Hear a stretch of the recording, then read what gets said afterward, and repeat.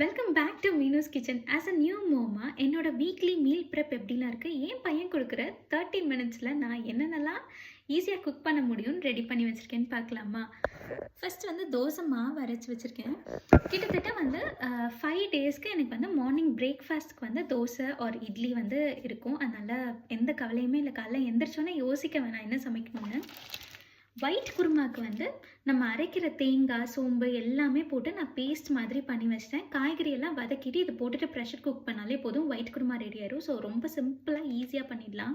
அதுக்கப்புறம் புளிக்காய்ச்சல் ரெடி பண்ணி வச்சுருக்கேன். இது வந்து 50 டேஸ் கிட்ட நல்லாயிருக்கும் ஃப்ரிட்ஜில் வச்சிட்டிங்கன்னா.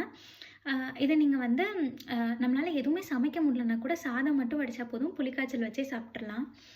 அப்புறம் சிக்கனை வந்து மேரினேட் பண்ணி வச்சுருக்கேன். 2 பீஸ் மேரினேட் பண்ணி வச்சுருக்கேன். ஒரு மீலோட சைட் டிஷ்க்கு வந்து இது நமக்கு யூஸ் ஆகிடும். இதுதான் என் மீல் ப்ரெப்போட பார்ட் 1 வீடியோ. பார்ட் 2 வந்து நான் நெக்ஸ்ட் vlogல உங்களுக்கு காமிக்கிறேன். நீங்கள் உங்களோட வீட்டில் மீல் ப்ரெப்னால் எப்படிலாம் பண்ணுவீங்க, என்னென்ன ஐட்டம்ஸ்லாம் அதுக்கு மறக்காமல் இருக்குன்றதை எனக்கு கமெண்ட்டில் சொல்லுங்கள்.